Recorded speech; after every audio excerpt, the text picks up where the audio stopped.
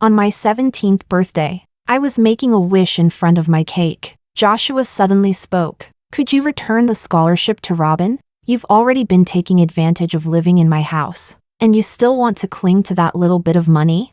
Joshua's son has selective mutism since we were kids. This was the first time he ever spoke to me, and it was for the transfer student. I didn't dare say anything. I stepped back. After all, I was just a broke tag-along student who secretly accepted $10 million from Mr. Sun. After the college entrance exam, I'll be going abroad to study. As for the prize money and the person, I won't cling to either. Chapter 1. Joshua's son has selective mutism. The Sun family tried every possible method, spending money like water, yet nothing could make him speak, until one time, when the Suns went to an orphanage for a charity event and happened to witness me fighting desperately with a group of kids much taller than me over a piece of sandwich bread. Joshua saw it and pointed with his hand. Help her. Those few short words filled the Sun family with overwhelming joy, and they immediately completed the adoption procedures. And just like that, I became Joshua's son's study companion.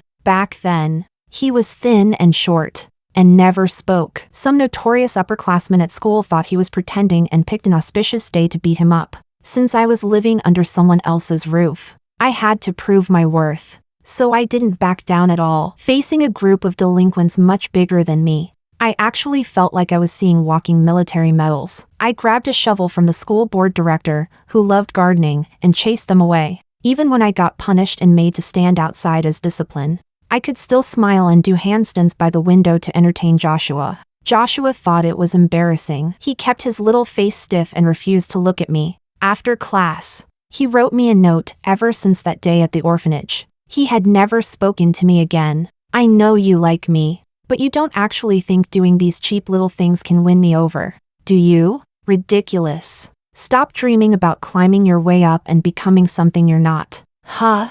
He was the young master. I was the servant. If anything happened to him, I'd be ruined too. Romance? Feelings? How would I dare think about that? But the young master didn't care. He was convinced I liked him to a hopeless degree. So whenever he had a nightmare at dawn, he would call me without the slightest psychological burden. Half asleep, I coaxed myself awake, splashed water on my face, and went to his room. The room was pitch black. Relying on memory, I walked to the bedside and gently covered Joshua's eyes with one hand while using the other to turn on the lamp. A few seconds later, I put my hand down and saw Joshua's dark eyes staring right at me. His face was still a bit pale. His fingers tapped rapidly on his phone as he complained. I just had a nightmare and couldn't sleep. I asked you to come read to me, but you took forever getting ready. You put on that fake no makeup, didn't you? Next time don't splash water on your face pretending you washed up. It only makes it more obvious. Just come straight here. It's not like I've ever said you were ugly. There he goes again. I perfunctorily responded with two mess. Pulled out a book from his shelf, and halfway through reading, a breeze flipped the pages. I looked up and saw the window wasn't closed. I stood and closed it, reminding him as I did, don't leave the window open so wide at night. The draft might trigger your headaches. Turning back, I casually tucked the blanket around Joshua. He couldn't afford to get sick.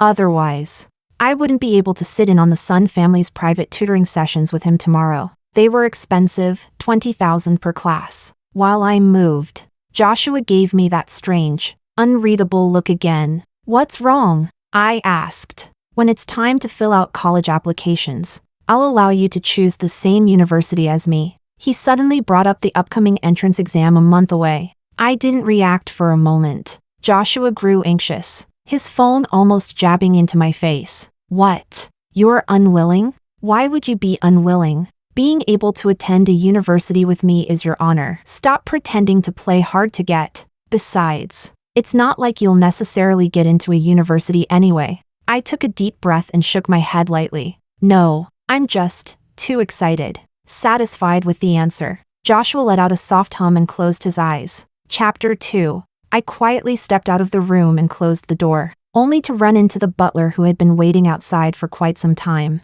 Please. He handed me a cup of tea. I accepted it and recognized the scent. It was the tea the Sun family used most often to receive important guests. Father's son sat across from me, rubbing his brow. The watch on his wrist was worth enough to buy an apartment in the center of a city where every inch of land was gold. The butler thoughtfully unfolded a newspaper for him, smoothing it out over the coffee table. A striking headline: Sun family heir risks life to save his beloved. Not long ago, a deranged criminal barged into the school and unfortunately took me hostage. In order to save me, Joshua exchanged himself for the hostage. I knew father's son, who had just returned from a business trip abroad, had misunderstood. He thought Joshua's son liked me. He didn't. Just today, Joshua had planned to kick me into the problem student class, a class full of spoiled rich kids and academic underachievers, just to free up a spot in the elite class for the transfer student. Joshua liked the transfer student, Robin, not me, Joanna. But just as I was about to explain, a check slid across the table toward me. Besides this small amount, father's son said, after the college entrance exam, I will send you abroad. All expenses will be covered by the Sun family. The price is that you will never contact Joshua again. Can you do that? I don't want to see scenes like you walking out of Joshua's room again. Father's son's gaze was heavy. Pressure applied effortlessly and without raising his voice. I can, sir, I can. Humiliated tears rolled down my cheeks as I held the check, my shoulders trembling as I walked back to my room. Chapter 3, 10 million. I was so excited I did several squats on the spot and almost snapped myself in half. Calm down. Life has basically turned into an open wilderness now. Anything could happen. I sat back at my desk, thought for a moment, then took out my diary and carefully folded the check inside. With nothing else to do, my mind suddenly drifted to the promise Joshua and I made about attending the same university. I didn't know why, but I minded it more than I should. I was probably going to break that promise, but Joshua wouldn't care anyway. After all, the way his entire heart and gaze were filled with another girl was still vivid in my memory. Just like in a youth romance drama, an innocent girl running around a strange campus, accidentally bumping into a boy's arms. When she picked up her fallen necklace, Joshua's eyes lit up sharply. Robin? He hadn't spoken in so long that his voice was hoarse. Embarrassment tinted the tips of his ears red, and in his panic he grabbed the water bottle I gave him and gulped it down in one go. His movements were urgent and clumsy, half soaking his collar. Only after wetting his throat did he speak again. Robin, it's you. That day, a post titled, Joshua Spoke, exploded on the school forum. What kind of medical miracle is this? The ice-cold, speechless prince suddenly talks the moment he sees the clumsy transfer girl? This is straight out of a novel. I'm shipping this couple immediately. Putting myself in Joanna's shoes, grew up together since childhood. Yet he's never said a single word to me, but breaks his silence for another girl. The sky might as well collapse. Correction, Joanna is just a study companion the son's bought. Never liked Joanna anyway. She walks around with her back straight like she's some kind of young lady. Calling her a study companion is generous. She's basically a nanny and a simp. LOL. Finally. That weirdly annoying person finally getting exposed. So satisfying. The harder everyone shipped them, the harsher their attacks on me became. It was surreal. I asked Joshua to delete the post, since it had been uploaded by one of his friends who enjoyed watching drama unfold. But even though he could speak now, he still chose to type his response to me. Robin just transferred here. She needs attention. This way it's easier for her to make friends. She came alone to a strange place. I can't just ignore her. Let me explain. She's the girl who escaped with me when I was kidnapped as a child. So what? That meant sacrificing me? I was so angry I wanted to scratch his face. But then I remembered I was just a freeloader living in the Sun household. So I threw a mini tantrum and smashed my phone onto the pillow. And that was that. But it stayed stuck in my throat like a fishbone that wouldn't dislodge. Sigh. In the darkness, I opened my eyes, thinking about father-son's promise to fully fund my studies abroad, and the check tucked inside my diary. My future. It was so bright I couldn't sleep. Chapter 4. The next day. With huge dark circles under my eyes, I sat in the Sun family's car on the way to school. The driver stopped me just in time. Miss, the young master wants you to sit in the front passenger seat. I looked at Joshua in confusion. He was sitting in the back seat, eyes closed, resting. His refined features were bathed in warm sunlight. In the mornings, he was usually short on sleep, and on the ride to school, he could only fall asleep peacefully if I sat beside him holding his hand. So, did he not need me anymore? A guess formed in my mind. Sure enough, the car turned onto an unfamiliar road, and Robin came running toward us excitedly. The bunny charm on her backpack bounced up and down, as lively and adorable as she was. Joshua, thank you for coming to pick me up. You're so nice. Here, I brought breakfast for you. As she spoke, her mouth was stuffed with a meat bun, the smell spreading inside the air-conditioned car, not exactly pleasant in the summer heat. Having taken care of Joshua's daily life for 12 years, I instinctively reminded, Joshua doesn't really like eating in the car. Really? Robin asked, her small face turning red with embarrassment. Sorry, I didn't know. Joshua shot me a displeased glance. He blamed me for overstepping. His long fingers reached out and accepted the bun from Robin. His movements were stiff but gentle as he uttered a few soft words to her. There aren't that many rules. I froze, because this particular rule was something Joshua himself taught me. Even when I was doubled over with hunger in the car, he would only coldly type on his phone, "Next time, wake up 30 minutes earlier to eat breakfast." Classic double standards. Outside the window, the glass reflected my face. Wow, a total clown. Chapter 5. The driver kept glancing back at me in shock, and I knew what he was surprised about. At first, I hadn't expected it either. That Joshua, who had been silent for years, would start speaking the moment he met Robin, and that he would speak only to her. People say that being the exception is often the beginning of love. Even father's son, who had dominated the business world for decades, had finally misjudged something. I felt a bit relieved, yet also guilty. This money should have belonged to Robin. The smell inside the car grew stronger and stronger. Feeling dizzy, I rolled down the window and forced myself to endure the discomfort. Only when we reached the school gates did I rush out of the car to retch. After the burning sensation in my stomach faded, I turned around to see Robin biting her lip, her eyes red, while Joshua looked furious. He angrily typed on his phone, "I know you don't like Robin, but did you really have to embarrass her like that? Since when were you so fragile? I remember you weren't like this at the orphanage." Robin covered her mouth in surprise. "Aw. Joanna, are you really like everyone says, the little household helper the Sun family adopted to take care of Joshua's son?" Her round eyes blinked innocently. She had no idea she'd touched Joshua's biggest taboo. Back in middle school, the class bully confessed to me and got rejected. He lost his temper and called me a little maid and a pathetic simp. The next day, his parents came and transferred him to another school. No one dared call me that again. My name finally became my name. But this time, Joshua said nothing. He simply took a napkin and gently wiped the grease from the corner of Robin's lips. I immediately took the hint and told Joshua, "Sorry, I ate too much this morning and felt dizzy. Starting tomorrow, I'll take the subway to school myself." An unnecessary person should know when to step back. Besides, Joshua himself was extremely picky about food quality, and he wouldn't let me eat junk food either. Every day after school, I had to go home with him. I'd been craving the street snacks outside the school for ages. The other students even said a legendary scallion pancake master had just opened a stall there.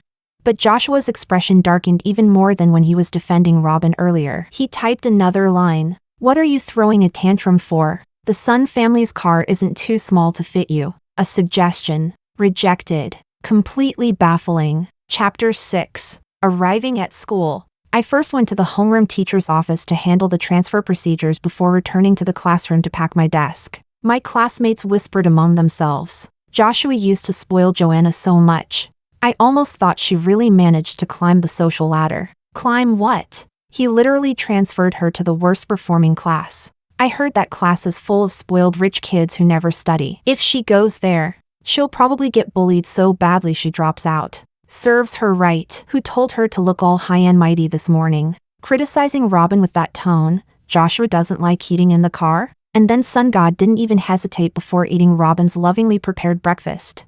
A basketball suddenly shot through the air, hard enough to scatter the gossiping crowd. Joshua walked up to them, towering over them, staring down coldly. His icy gaze made everyone shudder. I didn't understand. He was the one who wanted me gone. Yet now he was acting like he was defending me. Forget it. I pulled Joshua away. The break is almost over. I need to hurry to my new class. My backpack, stuffed full of textbooks, dragged heavily downward. Joshua frowned. His long, jade-like fingers grabbed the painfully tight strap digging into my shoulder and effortlessly swung the entire bag onto his own. Still typing. The college entrance exam is coming soon. You only need to stay in class 13 for 1 month. It will be over quickly. Bringing Robin into the elite class is only because the strong academic environment helps her catch up faster. Your foundation is better than Robin's. Any class works for you. After the exam, I'll come pick you up myself. After the exam, I would already be boarding a plane to the UK. But I said nothing. I simply looked into Joshua's slightly guilty eyes and, like always, tugged the corner of his shirt and smiled trustingly. Okay, I'll wait for you. I had to keep acting until I left the country. I had to reinforce father-son's assumption that Joshua liked me. Joshua was very satisfied with my obedience. His tension visibly relaxed, the guilt in his eyes turning into delight. He patted my head. His screen lit with a new word, reward. Chapter 7. I followed behind Joshua. In my mind, I calculated that if he was still willing to walk me to the classroom door, then those spoiled rich kids wouldn't dare bother me. In that case, my life in the new class shouldn't be too bad. But suddenly, Joshua stopped, frowned at his phone, then spun around and dashed away. Great. Spoke too soon. Carrying my heavy backpack, I stepped into the new classroom. Someone had a cigarette dangling from their mouth. A group had modified their desks into makeshift mahjong tables. The entire room was thick with smoke and chaos. Even worse, this class included the school belle whom Joshua had turned down before. That scene was not exactly graceful. She had cried nonstop, insisting Joshua give her a reason for rejecting her. Joshua got annoyed, pulled me into his arms, and made his meaning painfully clear. The school belle held a grudge against me ever since, not because she was deeply in love with Joshua, but because her pride couldn't accept losing to me. By any conventional standard, she outclassed me in every way. She glanced behind me, checking if Joshua was there. Guess the rumors are true. Joshua's tired of you, his loyal little doormat, and doesn't even want to stay with you for another second. She tilted her head and grinned at her friends. Well, don't just stand there. Take her to the restroom. I said nothing. Quietly, I tore out the CD attached to the back page of my English textbook and folded it in half. Chapter 8. 10 minutes later, miserable wails echoed from the girls' bathroom. Well, I was once the #1 troublemaker at the orphanage. I knew a bit of fighting. It was just that they had numbers on their side. A chunk of my hair got yanked out, and the skin on my scalp burned like fire. Grimacing, I groped my way toward the school infirmary. But the moment I reached the doorway, I froze. White curtains fluttered in the breeze. Golden sunlight flowed in like liquid sand, and the pretty girl frowned delicately as the handsome boy tended to her ankle with a look of deep concern. It was just a minor scrape. Yet Joshua treated it with reverence, as though he were tending to a sacred goddess. I remembered he had a cleanliness obsession. Once, when Joshua was sick with a high fever, he dismissed the nanny and insisted on drinking chicken soup cooked by me. I accidentally cut my hand. Startled and hurting, I called him to help bandage it. He frowned, troubled. His hands lifted then lowered then lifted again. Words stuck in his throat. You know I hate anything dirty. Can you wash it clean first? Joshua was extremely particular and very strict with me, but when I was exhausted from fighting like a stray dog just to get resources at the orphanage, it was also Joshua who reached out and pulled me up, a boy as pure as fresh snow. The truth was, I really did like him. Secretly, suddenly, emotion crashed over me like a mountain. I crouched by the flower bed and cried until the sky spun, mourning a love that never even had the chance to form. I was devastated, but if I died, who would spend that 10 million? I couldn't be that selfish. The pain spreading from my heart to my whole body suddenly eased. I stayed curled up with my face buried in my knees, but couldn't cry anymore. Regretfully, I sniffed, clicked my tongue, and stood up to return to the classroom building. My daily quota of self-pity. That was enough for today. Chapter 9. When I got home that night, father-son was on another business trip. After piggybacking on Joshua's son's tutoring session with the private teacher, I went back to my room and took a shower. Wrapped in a towel, I stepped out and saw Joshua standing in my room without me noticing when he had entered. He was at my desk, holding something. When I saw clearly that it was my diary, my heart lurched violently. The check was inside. Did Joshua see it? Was he going to question me?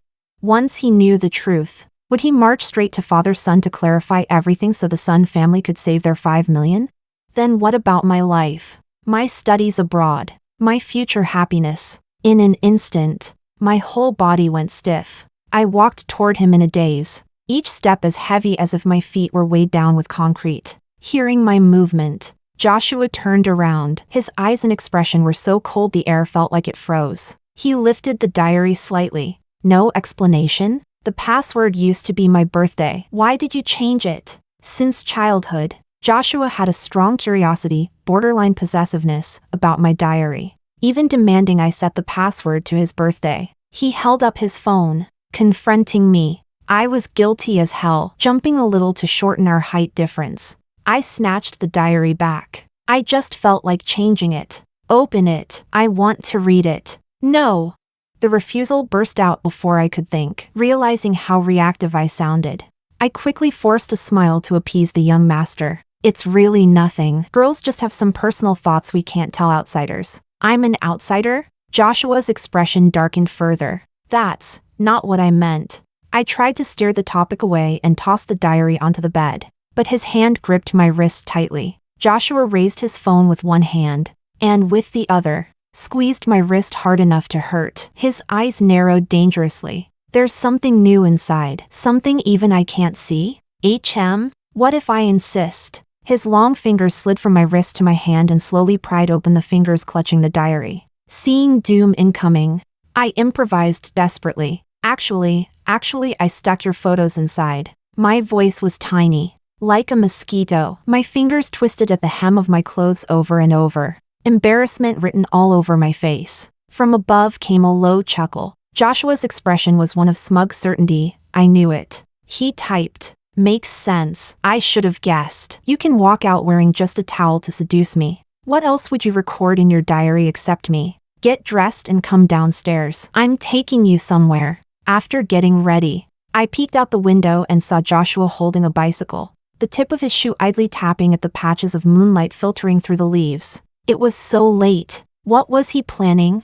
Chapter 10. Didn't you say you wanted to experience sitting on the back seat of a bicycle and feeling the sea breeze?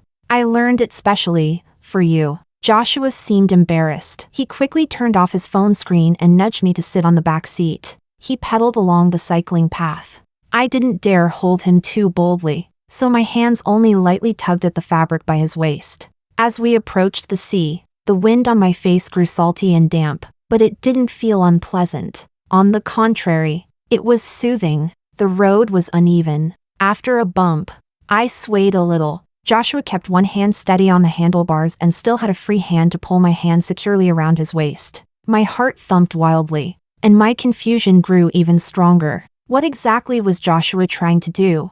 Soon, the mystery unfolded. The bicycle stopped. Joshua planted a long leg on the ground to steady us. In the distance, the Ferris wheel by the beach suddenly lit up, its cabins wrapped in strings of red, yellow, blue, and green lights that flickered, gathered into constellations, then scattered like stars. His warm hand rested on my shoulder, gently pushing me into one of the cabins. The moment I stepped inside, fireworks burst into the sky with crackling sparks. "Joanna, happy birthday." Fireworks bloomed and vanished, again and again. Oh, today was my birthday. I had almost forgotten. I turned around excitedly. Joshua, like performing magic, somehow had a beautiful cake in his hands, shaped like a pink castle. The candles were already lit. Across the candlelight, facing Joshua's smug, trying too hard to look cool expression, my eyes stung with warmth. I quickly shut them to make a wish. After making my wish, I would tell him that I did like him, the kind of liking where even his pretentious behavior still seemed cute to me. These past weeks, my heart had been shredded over and over, and I had been numbing myself with the idea of money. But now, I didn't want that 8 million anymore. I wanted our 12 years together. Love was supposed to be worth more than money, right? But before I could open my eyes, Joshua's hoarse voice came from above. "Happy now?" So can you return the scholarship money to Robin? She needs it more than you. I opened my eyes. My first thought, Joshua spoke to me. My second thought, no wonder AI can't replace humans, the emotional volatility is too much. I had gotten hot-headed earlier. 8 million abandoned just like that. How exactly was I planning to live? Joshua continued his recitation of his self-righteous thesis. 12 years. You followed me for 12 years and made 12 birthday wishes, hoping I would say happy birthday to you myself. Today, I fulfilled that long-standing wish for you, and I even promised to attend the same university. You can still stay by my side for 4 more years. Isn't that enough for you? Besides, you've been living in the Sun house for years enjoying privileges most rich young ladies don't even get. Are you really going to covet that 8,000 scholarship? He rambled on. Rare chance for a mute to talk. Understandable. While he lectured, I nodded along, blew out the candles, cut the cake, and handed him a slice topped with a strawberry. Maybe you haven't spoken in too long, your voice is kind of glitchy. Why not have some cream to soothe your throat? Joanna, stop pretending to be stupid. I meant well, but Joshua felt provoked. With a wave of his hand, the cake splattered against the glass wall and slid down, leaving a mess. He froze, looking uneasy, then accused me. You made me angry first. I looked at Joshua and felt he was unbelievably considerate. Every time I started to doubt myself, thinking I was a terrible person for choosing money over feelings, he would personally reassure me. Your decision is correct. Actually, after the scholarship list was posted, I filled out the withdrawal form. I'll submit it to the dean tomorrow. That way, Robin, who ranked 4th, could take the spot. Because I'd seen her feed stray cats with the money she saved from her own meals. And because I had taken her 8 million. Joshua's expression brightened instantly. The colors of the fireworks reflected brilliantly in his eyes. You shouldn't be mad at Robin either. In fact, you should thank her. She encouraged me to interact with people more. Without her, your longtime birthday wish wouldn't have come true today. You wanted to hear my voice the most, right? I promise I'll keep talking to you from now on. Consider it your second birthday gift. Please. Empty promises don't count as gifts. His father was far more generous. Chapter 11. 1 month. Not long, but not exactly short either. Most of it passed in a blur. My desk mate and I gradually warmed up to each other. Chubby was the only one in class who didn't ostracize me, because my morning reading voice helped him sleep better. Unlike me, his grades were terrible. He planned to go abroad to get a polished resume. So I took the chance to ask him about things to pay attention to when studying overseas. Joanna, your egg yolk chicken wings. The cafeteria staff always trembled dramatically when serving girls, claiming girls eat less. But for male students, their plates were piled like mountains. Chubby happened to be dieting, so we had a tacit agreement to swap trays, a kind of lunchtime partnership. But today, just as Chubby and I exchanged trays, a hand suddenly reached out, grabbed the tray in front of me, and without a word dumped it straight into the food waste bin. Joanna, who allowed you to flirt with boys here? Joshua clenched his jaw, his hostile gaze sweeping once over Chubby before locking onto me. The college entrance exam is coming. If you don't focus and end up failing to get into a university, I'm not going to repeat the year with you. Come with me.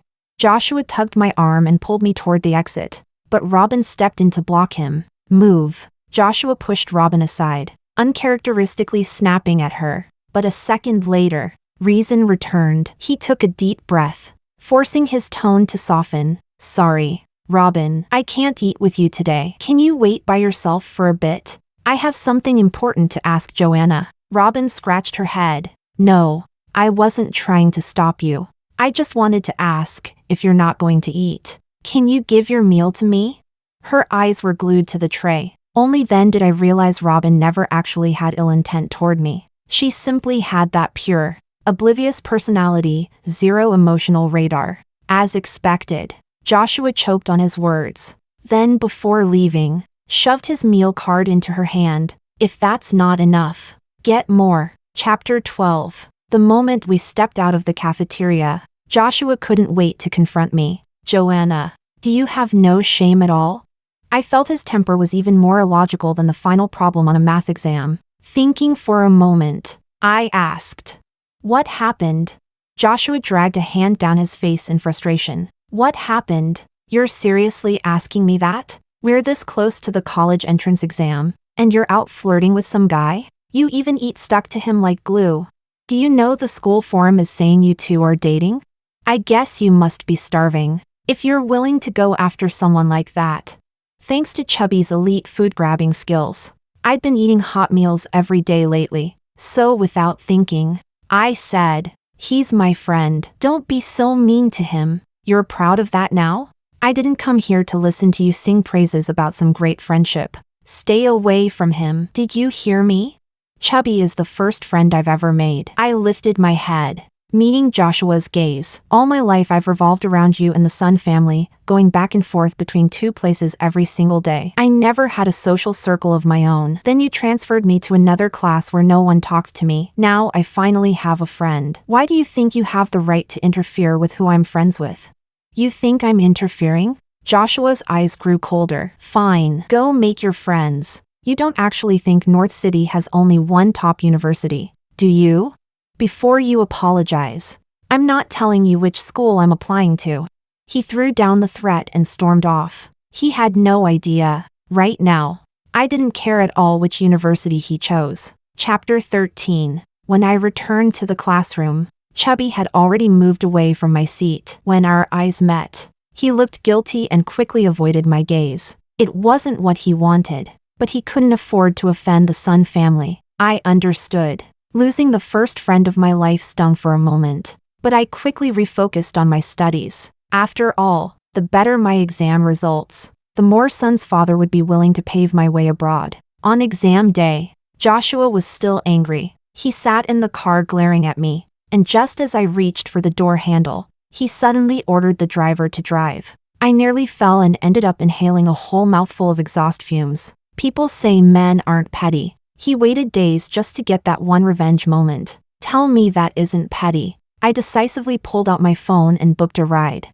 After the exam ended, I don't know why, but I deliberately slowed down my packing, dragging it out by 5 extra minutes. Miss, it's time to head to the airport, the secretary reminded gently. I nodded. Outside the school, reporters surrounded Joshua and Robin, eager to interview them. Beautiful boy, pretty girl, guaranteed traffic. As the car passed by, the Joshua who once promised to pick me up caught sight of me. He raised an eyebrow challengingly, then pulled Robin into his arms and smiled lightly at the cameras. Yes, she's my girlfriend. I smiled faintly and mouthed, congratulations. After today, we won't see each other again. Joshua. Extra 1, Joshua. In Joshua's memory, Joanna's eyes had always been full of him. Even when decent boys confessed to her, Joanna would secretly glance at him, cheeks flushing as she said, "Sorry. I have someone more important to take care of." If that wasn't liking him, then what was it? Until the day Joanna, for the first time, stiffened her neck and yelled at him because of some Chubby. How dare she? Joshua couldn't swallow that humiliation. So after the exam, he deliberately didn't go find Joanna, and instead admitted, right in front of her, that Robin was his girlfriend. Did he actually like Robin? Don't be ridiculous. Joshua knew perfectly well that he only saw Robin as a younger sister, but as long as it made Joanna feel miserable, that was enough. He still remembered her expression, slightly stunned, clearly shaken, yet still stubborn enough to say congratulations. Heh, if she truly meant it, she wouldn't have rolled up the car window on him. Joanna, she must have cried in secret. No matter, give her 2 days. She would definitely come crawling back to apologize. Thinking of the diary filled with things about him, Joshua let out a silent laugh. Extra 2, Joshua felt that the punishment he gave Joanna was too mild. So on the day the college entrance exam ended, instead of returning to the Sun household, he took Robin on a trip to Japan. He had never liked posting on social media, yet this time he carefully selected photos before uploading. Every single time, a full 9-grid post. Nara Deer, Universal Studios, Kasuga Shrine. But after 3 consecutive days, his pinned contact still remained quiet. Joanna, was she playing hard to get again? Joshua pressed his lips together, fingers squeezing the edges of his phone so tightly they hurt. A heavy irritation settled in his chest. expression darkening. He muttered, unpin, block. If she didn't cherish the chance to apologize, then she couldn't blame him for being ruthless. Extra 3. On the 5th day, when Robin held a donut up to his lips, Joshua instinctively refused. But then, as if remembering something, he picked up his phone, his pretty, fox-like eyes curving slightly. As he pressed the shutter, he leaned in and took a bite of the donut Robin was offering. That night, he removed Joanna from his block list. No, he had to post a WeChat moment first, so he added Joanna back to the block list, edited his moment, posted it, waited half an hour, and then removed her from the block list again. After everything was done, Joshua tapped the back of his phone leisurely with his fingertip. These days, without seeing him, Joanna must be going insane. He closed his eyes, quietly waiting for Joanna's flood of messages. But the phone notification he expected never came. Not a single vibration. A giant question mark filled his mind. He couldn't hold back anymore. Fine. He'd lower himself, just this once. The next second, Joshua hurled his phone across the room. The screen shattered, cracks spreading like a spider web across the floor. That glaring red exclamation mark burned into his mind like splashed paint. Joanna. How dare she delete him? Something must have happened. Joshua's hands trembled as he booked the earliest flight back home. He didn't even have the capacity to deal with Robin anymore. Extra 4. Joshua arrived at the Sun residence in the middle of the night. The moment he stepped inside, he rushed straight to Joanna's room, empty, completely cleared out, as if no one had ever lived there. Of course, how could he have forgotten? Joanna had been adopted by his family as a child, and the contract stated that once she became an adult, she had to leave, which meant that old man Mason had thrown her out. A vein in Joshua's forehead throbbed violently. Rage flooded him as he balled his fist and pounded hard on Mason's door. The moment the door opened, his eyes were bloodshot as he roared, "You kicked Joanna out!" Mason stared at his son's madness with cold indifference. "In the middle of the night, you're yelling over something like this? I'm asking you, where did you send Joanna?" Joshua grabbed Mason by the collar. Shaking with fury, the butler stepped forward, head lowered, and explained, "Miss Joanna received 10 million from Mr. Sun and went abroad for further studies. Mr. Sun gave her 2 options, you and the 10 million. Miss Joanna chose the 10 million. Joshua punched the butler, then threw his head back and let out 2 humorless laughs. "Don't give me that bullshit. I know exactly how much Joanna loves me. Say it. You forced her, didn't you?" Mason straightened the wrinkled collar of his pajamas, frowned at the butler, and said, "Go see a doctor, charge it to my account, take the next few days off." Then he looked at Joshua, took out his phone, and dialed Joanna's number. His tone was calm, unwavering. "You want to know whether I forced her?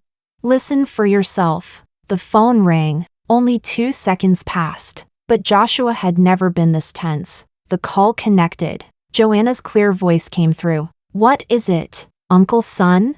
Mason let out a soft chuckle. "Nothing. How are you adjusting to Chicago?"